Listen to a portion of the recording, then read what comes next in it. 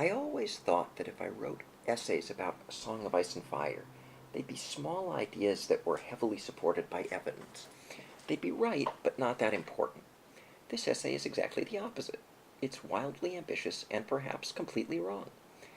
Anyone who's reading or listening to this probably knows that the main plot of the story mimics a series of ancient events surrounding the Long Night. We can use the main plot to figure things out about the ancient events, and then we can in turn use the ancient events to understand the main plot. This point is made best by the great book analyzer Lucifer Means Lightbringer, or LML.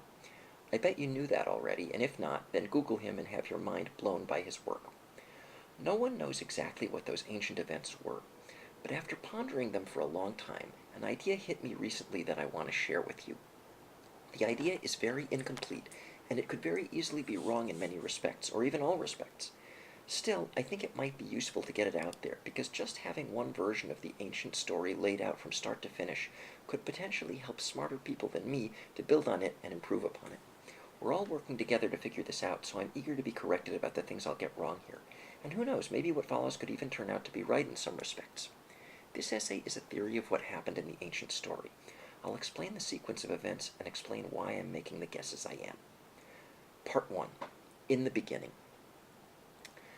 Before human beings came to Westeros, there were three important geographical locations. One was Westeros itself, which was populated only by giants and children of the forest. The second was far western Essos, which was populated by primitive people often called the First Men.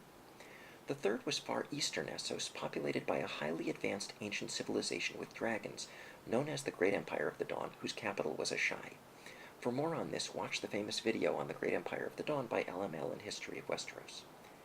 The story of the Long Night begins with the migration of both groups of human beings to Westeros, the primitives from across the Narrow Sea and the dragon riders from across the Sunset Sea. The primitives didn't have ships, so they walked to Westeros across a land bridge called the Arm of Dorne, which existed back then. The dragon riders from the Far East took ships and/or dragons to Westeros. We're told repeatedly that the dragon riders got there first. This is in the World of Ice and Fire. We're also told that Garth Greenhand was not only the first man in Westeros, but the only man wandering the length and breadth of the land alone and treating with the giants and children of the forest. I've always had a hunch that that sentence wouldn't be included unless it were true. But how can we square it with the other things that seem to contradict it? Garth is said to be the king of the first men from western Essos, and it's said that Garth taught those first men how to farm. How could he teach them and lead them if he was the only man in Westeros? Part 2. Young Azor Ahai and Nissa Nissa. Here's a possible answer. It starts with the Great Empire of the Dawn in the Far East. We're told that the heir to the empire was the Amethyst Empress, whom many of us believe was a Lengi, child of the forest type of woman, who was also known as Nissa Nissa, the wife of Azor Ahai. When our story begins, this woman was probably not yet married and had not yet inherited the empire. Like Daenerys, another empress with amethyst eyes, she was thought of as the most beautiful woman in the world, a Helen of Troy figure. And like Helen, she was supposed to marry one man, but was also craved by another man. Think of Lyanna Stark, who was betrothed to Robert but craved by Rhaegar. Or think of Cersei, who was betrothed to Robert but craved by Jaime. Or think of Rhaenyra Targaryen, who was betrothed to Laenor Valerian but craved by both Criston Cole and Daemon Targaryen. There are many other examples as well. Everything I'm going to say is speculative, and as I noted at the beginning, I'd love to be corrected and to have this story refined and improved.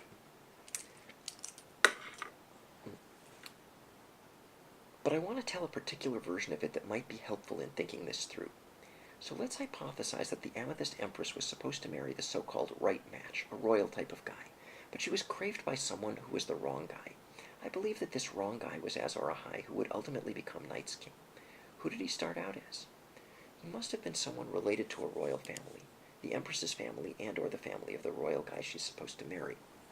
But he was a member of that fancy family who wasn't himself treated as fancy, someone like a young Jon Snow or Tyrion Lannister or Theon Greyjoy, or in a different way, maybe even Daenerys Targaryen and Cersei Lannister, all of whom grew up with famous families but were completely overshadowed by brothers who were considered the important future leaders. Like Criston Cole or Lan the Clever, the guy I'm thinking of was in service to the great family. Maybe he was a guard like Criston, Jaime, or Aemon the Dragon Knight, or maybe he was a squire like Lancel Lannister or Jaime originally. Or maybe he was both. Maybe he also served as a sort of court jester, a clever fool. Notice that every single guy I just listed craved the queen he served, and all were at least rumored to have had affairs with that queen. Our man Azor Ahai was probably a bastard brother like Jon, but whatever he was specifically, we can make a good guess that he wasn't supposed to inherit anything or to marry the Empress. So, like Jon Snow and many second sons or bastard sons, he left home and traveled far away to a place where he could be judged on his merits rather than his birth. And that place was Westeros. Maybe Azor Ahai went by himself, perhaps riding a dragon across the Sunset Sea as Rhaenys Targaryen wanted to do, except that Azor went from Essos to Westeros rather than the other way. Or maybe he was sent by the Great Empire to lead an expedition to get something from Westeros, like giants for slaves or else the magic of the Children of the Forest, both of which are suggested in the World of Ice and Fire. Regardless, Azor makes it to Westeros after possibly landing at the Iron Islands, and is literally the only human being on the continent. He makes friends with the giants and the Children of the Forest, and soon after that, by a huge coincidence, the first men migrate across the Arm of Dorne and meet Azor in Westeros. Or, if that's too much of a coincidence for you, another possibility is that Azor flew his dragon all the way across Westeros and across the narrow sea to western Essos, and then led the primitive first men through the land bridge into Westeros, as Garth is said to have done. Either way, Azor taught the first men to farm. Who knows, maybe he also flew on his dragon around Westeros, and also taught them the architectural knowledge that helped them build structures like Storm's End, Winterfell, and the Hightower. The Hightower was said to be commissioned by King Uthor of the Hightower, who I believe was Azor Ahai, as we'll see. In other words, maybe Lan the Clever, Brandon the Builder, and Azor Ahai were all the same guy. Anyway, the first men made Azor their king. Think of Jon Snow leaving the family he grew up with to journey far away and become the leader of a new group of people, purely on merit. Jon does this with the Night's Watch, and more or less with the Wildlings, especially on the TV show. Think also of Daenerys, who travels far from home to become the leader of a new group of people, the Dothraki, and the Unsullied, among others. Tyrion, too, travels far away, and on the show he rises to become Dany's hand. Or think of Daemon Targaryen, who wants to be king and to marry Rhaenyra, but who gets denied and instead travels away to become a seafaring adventurer and a king of the place he ventured to, the Stepstones in the Narrow Sea. Part 3. Azor goes back home. Here's the thing about Jon, Dany, Tyrion, and Daemon. They weren't content to rise to power in their new place. They wanted to return triumphantly to their earlier home. For Dany, that's her birthplace, Westeros. For Jon, it's where he grew up, Winterfell. When Jon receives a Valyrian steel sword at the Night's Watch, he thinks of how he really wants Ice, the Stark family sword. On the TV show, Tyrion decides to send Dany's troops to invade Casterly Rock and take back his home. Dany, for her part, devotes her life to conquering Westeros, where she was born, and Daemon also returns to Westeros, helping Rhaenyra conquer it, albeit briefly. Just like those main characters, our man Azor Ahai wasn't content to be king of the first men in Westeros. He wanted to go back to the place he was before, to the Great Empire, and to the woman he loved. And so he did just that, flying or boating back across the Sunset Sea to Asshai. When he reached home, he thought he'd be hailed as the king he now was, but instead, the royal family received him frostily. Think of how Theon was received when he went home to Pike, contrary to his expectations. Azor's family didn't want to let him marry the royal Nissa Nissa. I think the reason GRRM depicts Asha Greyjoy flirting with Theon when he returns to Pike is to symbolize Azor's romantic interest in Nissa. I suspect that Azor Ahai tried to get what he wanted by fighting for it. There may have been a tournament for Nissa Nissa's hand. To find out what happened next, I'd like to call your attention to the tale of King Uthor of the Hightower. Uthor desired a woman named Maris, who was said to be the most fair, just like Helen of Troy and Daenerys and, I believe, the Amethyst Empress Nissa Nissa. Uthor wanted Maris, but another man named Argoth won her hand by winning a tournament. Still, King Uthor ended up marrying her, whereas Argoth raged outside the walls of Old Town. I beg you to remember this part about Old Town when we get a little further in the story. There's another Uthor in the books, and that's Uthor Underleaf, a tourney knight who liked to finish second so as to avoid fame. Finishing second is probably what Uthor of the Hightower, also known as Azor Ahai, did when he lost to Argoth, the royal guy who was supposed to marry the Amethyst Empress, in a tourney back home in far eastern Essos. The name Underleaf suggests a connection to the trees, like the green seer Azor Ahai would become. It also may suggest a sexual bond with a child of the forest, since we've seen one named Leaf. Uthor was under Leaf. Get it? Anyway, I think that Azor Ahai was like King Uthor of the Hightower, a king in Westeros who wanted to marry the most beautiful woman in the world, but who didn't win the tournament for her hand, and therefore needed to run away with her to Old Town. Part 4. Return to Westeros. That's right. When Azor Ahai failed to win Nissa Nissa's hand, he took her with him back to Westeros. The circumstances of his taking her are very uncertain. One possibility is that she loved him and willingly ran away with him and married him, like Lyanna did with Rhaegar in the TV show. Another possibility is that she rejected him, like Lyanna is reputed to have done with Rhaegar, and like one story of Rhaenyra rejecting Criston Cole when he asked her to flee across the sea with him. It's also possible that Azor engaged in trickery to gain her hand, and or to sleep with her, and or to take control of the great empire. Think of Lan the Clever, who is said to have tricked a royal woman into sleeping with him, and to have pried a royal family out of their power so as to replace them. A huge theme in A Song of Ice and Fire is pretending to be someone else. Think of the Faceless Men, or actors/mummers, or the idea of skin-changing a person like Varamir tries to do in the prologue of A Dance with Dragons. Lan may have been smooth-skinned like his daughters were. The books have countless stories of people putting on hairy cloaks that belong to someone else. A smooth-skinned guy who disguises himself in a hairy cloak would be like the biblical story of Jacob, who did exactly that to trick his elderly father into giving him the inheritance instead of the unlawful heir, Jacob's hairy older brother, Esau. Jacob in turn gets tricked into marrying a disguised woman who is different from the woman he thinks he's marrying. So perhaps Azor Ahai tricked his way into marrying the Amethyst Empress, or with or without her approval. Or perhaps he straight up kidnapped her. For what it's worth, my guess is that she loved him and went willingly like Lyanna on TV. However it happened, he and she traveled back across the Sunset Sea to Westeros, specifically to Old Town, which was the only city in Westeros back then. Note the name, it's an old town indeed. And just like Argoth, who pursued Maris to Old Town after Uthor took her, I believe the Great Empire of the Dawn launched a massive invasion of Westeros to get back the Amethyst Empress. This is the heart of the Helen of Troy story. She's the face that launched 1,000 ships.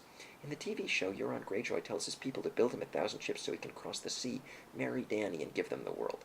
Later, Euron tells Cersei that he's always wanted to marry the most beautiful woman in the world.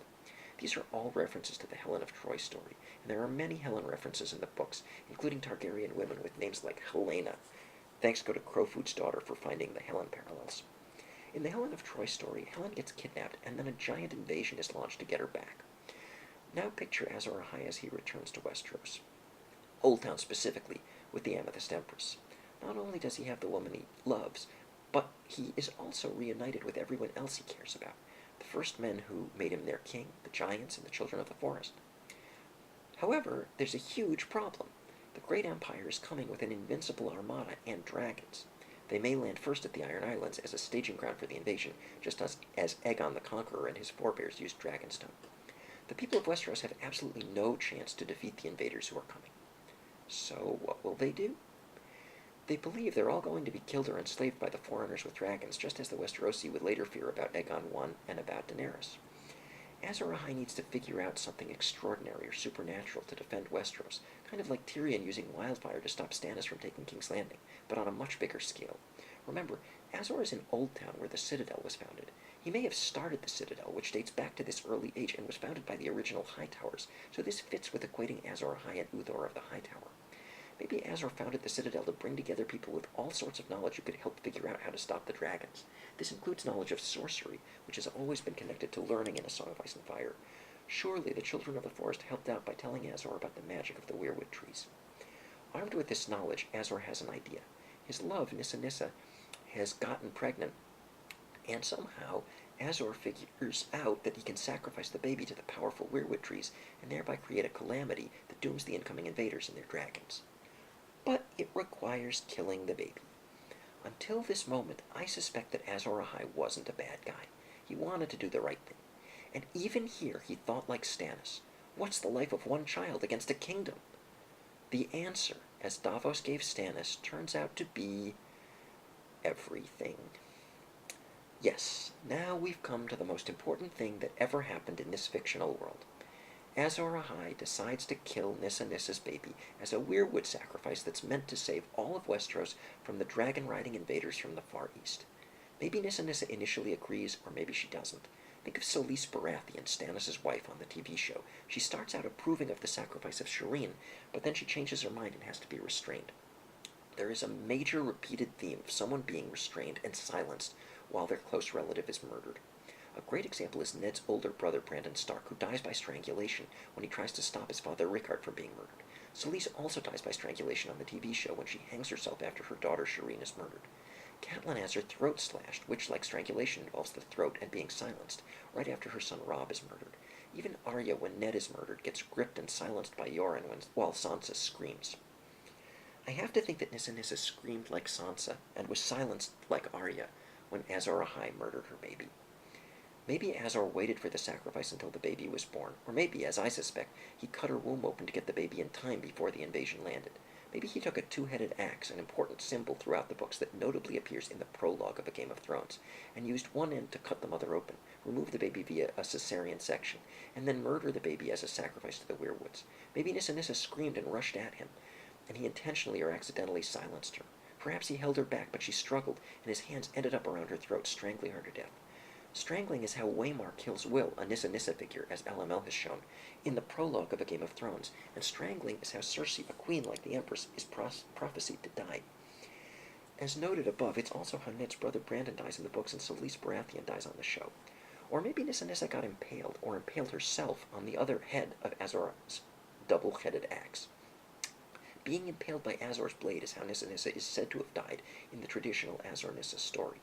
And recall Helena Targaryen, whose Helen-like name gives her away as a Nissa figure.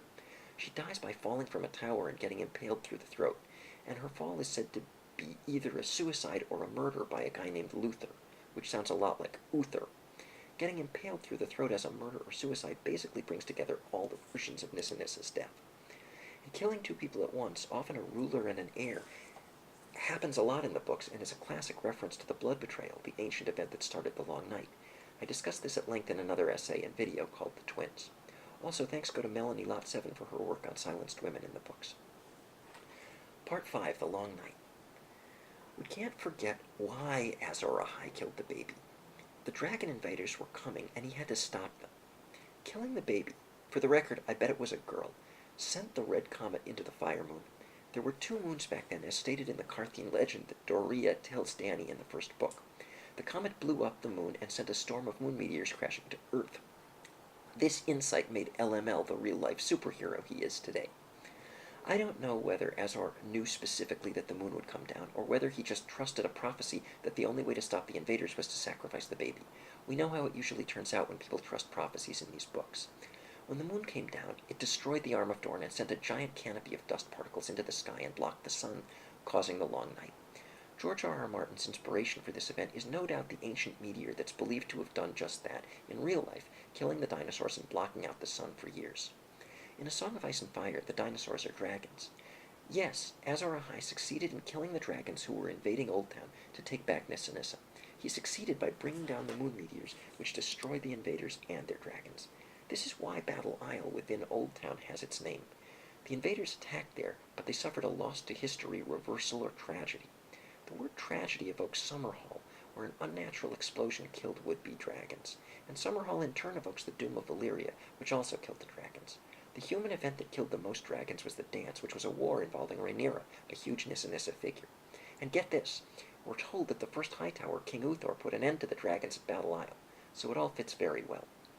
Azor Ahai thus succeeded in saving Westeros from the invaders, just like Tyrion saves King's Landing from Stannis by using an unnatural explosion. And just like Tyrion, Azor doesn't get credit from the first men he saved. I don't blame the first men for that. Azor helped them a lot by teaching them to farm, but he also brought the invasion upon them and then wrecked the whole world by murdering a baby and destroying the moon. Now there's no sunlight, it's freezing cold, the crops have died, and the winter isn't ending. So the first men depose their king, Azor Ahai. But somehow he escapes execution and gets sent to the Wall, just as Stannis goes to the Wall after he loses at the Blackwater, and just as Bloodraven gets sent to the Wall after enacting a bloody betrayal. Okay, the Wall doesn't exist yet in Azor's time, so Azor gets sent to what does exist, a frozen prison in the far north known as the Night Fort, which is exactly where Stannis ends up. I suspect that Azor carried Nissa's dead body with him up north, hat-tipped to the brilliant Gretchen Ellis, just as Ned Stark carried Lyanna's body up north after she died. Part 6, Night's King. Now we're in the Long Night, and Azor Ahai is a prisoner at the Night Fort. I really have no idea what happens from here, so everything that follows is even sketchier and more of a wild guess than what's come before. Feel free to disregard it, or better yet, correct it. Maybe this stage of Azor's life is a little bit like what we hear about the first Faceless Man. The first Faceless Man killed the slavers and freed the slaves, but he also started an order of superhuman murderers. So maybe the prisoners at the Night Fort were treated like slaves, and Azor Ahai led a slave uprising that threw off their chains and killed their masters. Or maybe not. One way or another, this is the part of the story where Azor Ahai undergoes a death transformation and becomes Night's King. Clearly this involves the weirwood trees and the dead Nissa, whose spirit seems to have entered the weirwoods when she died during the blood sacrifice of her baby. Maybe Azor tries to join her in the trees and gets thrown out as an ice monster. LML and others are working hard on these details, and I have no doubt they'll make great progress toward the answers.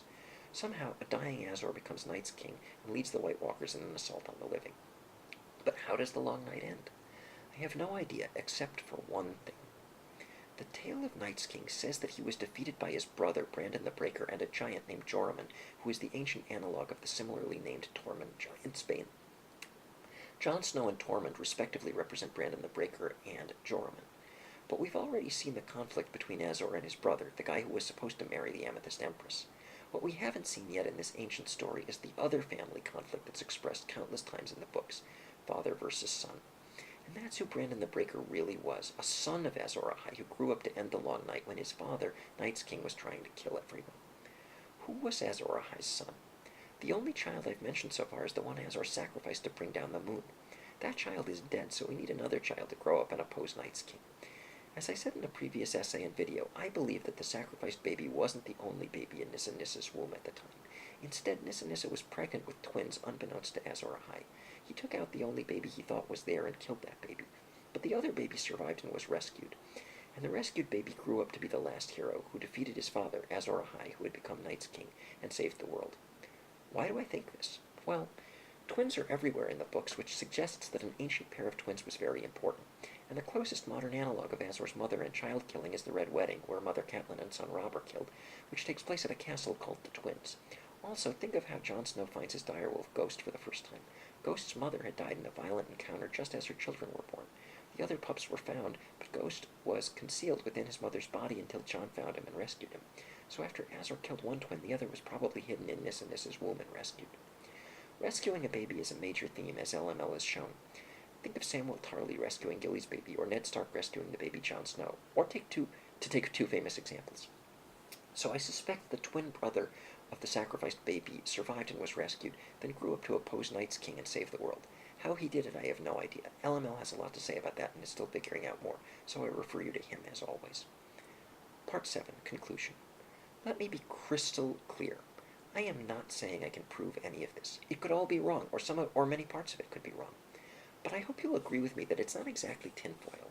Like so many of you, I've been working really hard for a long time to try to figure out what's going on in these books, and I thought it would be helpful to spell out one version of the ancient events that might explain a lot of the things we're told about the ancient figures, as well as the things we see in the main plot that are obviously meant to symbolize the ancient story. One reason it's helpful is that some of it might be right. The parts that are wrong can and should and will be corrected by those of you who improve upon these ideas. I will love it when that happens, because I don't care at all about being right, but do care about working together to figure out what's right.